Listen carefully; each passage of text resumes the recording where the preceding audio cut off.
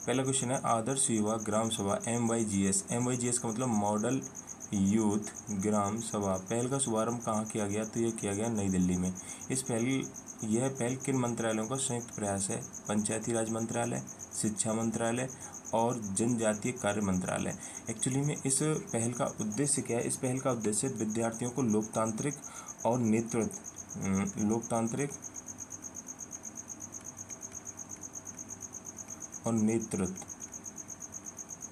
की समझ विकसित करना। नेक्स्ट क्वेश्चन, दीपोत्सव 2025 में कुल कितने दिए जलाकर विश्व रिकॉर्ड बनाया गया? 26,17,215। ये दीपोत्सव कहाँ पर किया गया? तो अयोध्या में किया गया, सरयू नदी के किनारे किया गया। और ये कौन सा संस्करण था? ये 9th संस्करण था। यही अगले नेक्स्ट क्वेश्चन है इसमें। दीपोत्सव किस नदी के तट पर किया गया? सरयू नदी के तट पर किया गया। वर्तमान अयोध्या में दीपोत्सव कुल संस्करण का आयोजित हुआ 9वां संस्करण था। नेक्स्ट क्वेश्चन की अगर बात करूं, प्रधानमंत्री ने किस परियोजना का उद्घाटन किया जिसे भारत का सबसे बड़ा ग्रीनफील्ड हवाई अड्डा बताया जा रहा है? तो वो है भाई नवी मुंबई अंतर्राष्ट्रीय हवाई अड्डा। अगर मैं इस हवाई अड्डे की बात करूं तो इस हवाई अड्डे की क्षमता 9 करोड़ यात्री पर ईयर है। ठीक है, ये भारत का सबसे बड़ा ग्रीनफील्ड हवाई अड्डा है। ग्रीनफील्ड का मतलब होता है ऐसा हवाई अड्डा जिसको स्टार्टिंग से बनाया जाता है, मतलब शुरुआत से शुरू किया जाता है बनाना। ऐसा नहीं होता कि बना हुआ है और उसको डेवलप्ड किया जा रहा है, नहीं, इसको शुरुआत से बनाया जाता है, जीरो से बनाया जा रहा है, इसलिए इसको ग्रीनफील्ड हवाई अड्डा कहा जाता है। नेक्स्ट क्वेश्चन की बात करूं, अगर इस ग्रीनफील्ड नवी मुंबई अंतर्राष्ट्रीय हवाई अड्डे के बाद में अगर कोई दूसरा है तो वो नोएडा इंटरनेशनल। ठीक है, नेक्स्ट क्वेश्चन, पटना में मेट्रो सेवा की शुरुआत के बाद बिहार देश का कौन सा मेट्रो राज्य बना? तो वो 12वां राज्य है। कौन सा? पटना में अभी मेट्रो स्टार्ट हो गई है। बिहार राज्य की राजधानी है पटना और वह राज्य कौन सा राज्य बन गया? 12वां राज्य बन गया है। नेक्स्ट क्वेश्चन की बात करते हैं, दलहन आत्मनिर्भरता मिशन को मंजूरी किसने दी? केंद्रीय मंत्रालय ने दी। दलहन आत्मनिर्भरता क्या है? दलहन आत्मनिर्भरता है दालों में आत्मनिर्भर होना, दाल उत्पादन में आत्मनिर्भर होना। यह मिशन कब से कब तक है? तो ये 2031 तक का हमारा मिशन है। मिशन के लिए कुल कितने निवेश का प्रावधान किया गया? 11,440 करोड़ रुपए का प्रावधान किया गया इस मिशन के लिए। नेक्स्ट क्वेश्चन की बात करते हैं,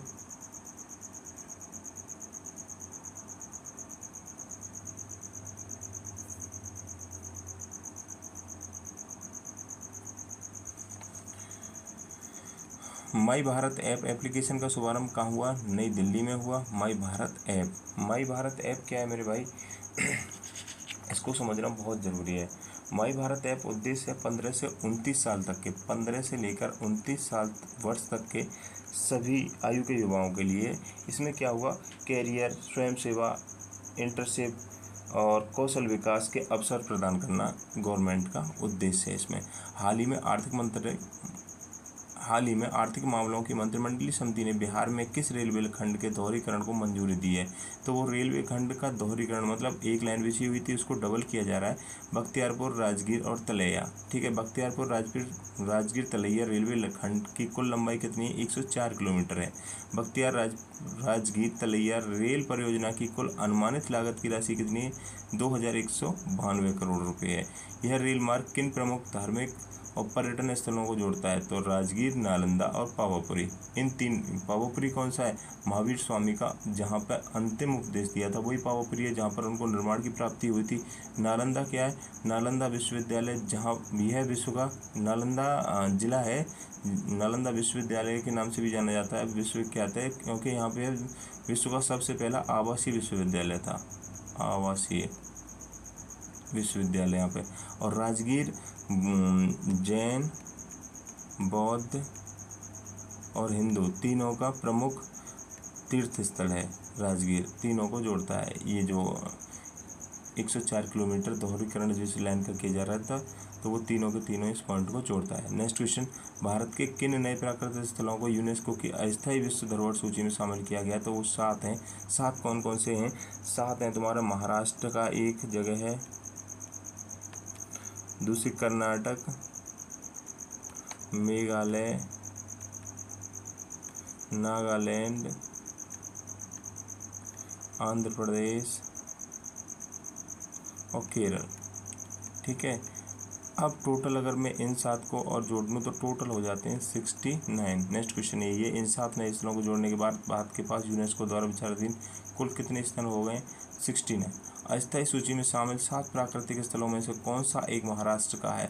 तो डेक्कन टैप्स। ठीक है, Mahabaleshwar, Deccan taps. Next question की बात करते हैं।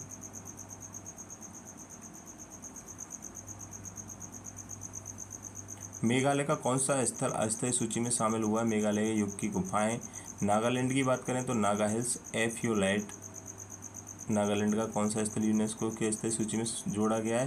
तो नागा हिल्स, एफ्यूलाइट। केरल का कौन सा स्थल अस्थायी सूची में शामिल है जो चट्टानों के लिए प्रसिद्ध है? प्राकृतिक धरोहर वर्कला। प्रधानमंत्री नरेंद्र मोदी ने पीएम मित्र पार्क का कहाँ उद्घाटन किया? था मध्य प्रदेश में किया। ये क्या है भैया? पीएम मित्र पार्क क्या है? पीएम मित्र पार्क है जहाँ पर वस्त्र निर्माण से संबंधित सभी गतिविधियों को एक ही स्थान पर लाने की बड़ी सरकारी योजना है। ठीक है,